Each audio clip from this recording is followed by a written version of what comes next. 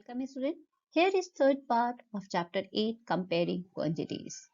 In this part we are going to discuss about profit, loss and interest. What is the role of percentage here that we are going to discuss. Let's start. Ratios to percents 2:3:5 can be divided as follows. 2 divided by 2 plus 3 plus 5. It means sum of all these ratios of 100%, we get 2 by 10 of 100%, which is equal to 20%. How 20%? Just check it. 0 and 0 cancel out and you get 20%. Now same way, third portion here, 3 by 2 plus 3 plus 5 of 100%, that is 3 by 10 of 100%, 30%. 5 by 2 plus 3 plus 5 of 100% is equal to 5 by 10 of 100%. Here we get 50%. Increase or decrease as percent. Percentage increase or decrease, that is amount or quantity of change divided by original amount or quantity into 100%. Increase or decrease as percent. Cost price. The buying price of any item is known as its cost price and it is written in short as CP. Selling price. The price at which you sell is known as the selling price or in short SP.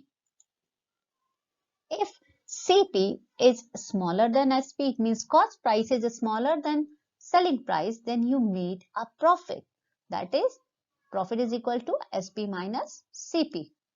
If CP is equal to SP, it means cost price is equal to selling price, then you are in a no profit, no loss situation. If CP is greater than SP, it means cost price is greater than a smaller selling price, then you have a loss. And loss is equal to CP minus SP. Profit or loss as a percentage.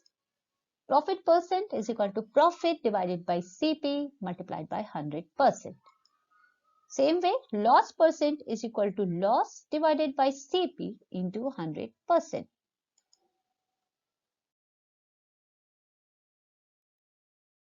Principal. The money borrowed is known as sum borrowed or principal. Interest. The borrower has to pay some extra money to the bank. This is known as interest. Amount is equal to principal plus interest. An amount means the money which has to be paid, including the principal amount. Now 10% per annum, P dot A dot means 10% per year. The way of calculating interest where principal is not changed is known as simple interest, and we are going to learn about simple interest in this class. Principal is equal to rupees P. Now we are using symbols. Rate of interest, that is R% per annum. It means per year. Time is equal to T years.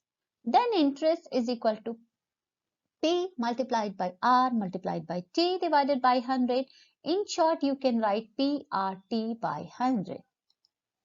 Amount paid at the end of T years, that is P plus I. Principal amount plus interest. So here we have completed this introduction part for interest. Now we will continue with other part with practicing sums very soon. Till then, stay in and study smart.